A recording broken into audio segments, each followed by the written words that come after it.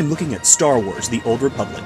Okay, everyone probably knows the story of the Old Republic's release and its free-to-play conversion, so I'm not gonna cover that. I'm skipping straight to the game. But first, I know I can't review this game positively or negatively without plenty of hating, so here. For those of you who love SWTOR, SWTOR is the greatest thing since sliced bread. For those of you who hate SWTOR, SWTOR is the worst thing since loafed bread. For those of you who think SWTOR is alright, SWTOR is kinda like whole grain bread. See, I agree with you! So now you can go ahead and like this video. Now on to the review. Engage.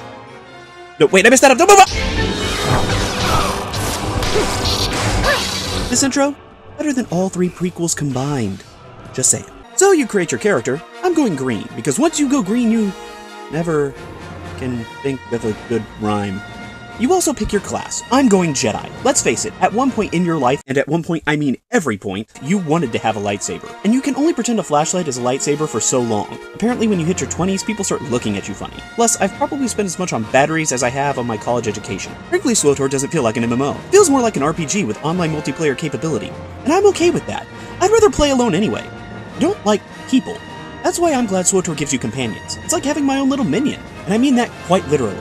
Silence, you!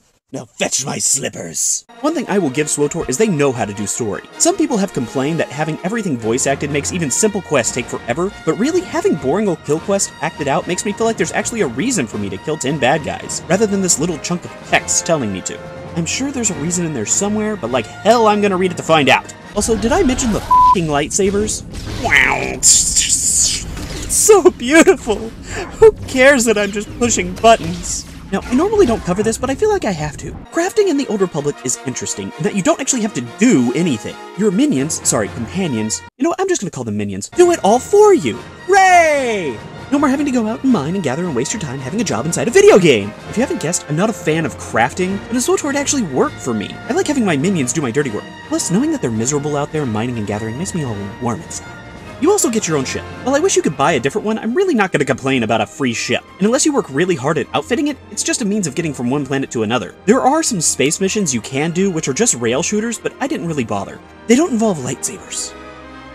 Something odd about SWTOR is that it wants you to play alternate characters. In fact, it rewards you for doing so. When you play alts, you gain experience which can be used for rewards for all the characters on your account, such as unlocked races, items for your ship, and special perks for your characters. I don't know about you, but I'm a one-character kind of guy.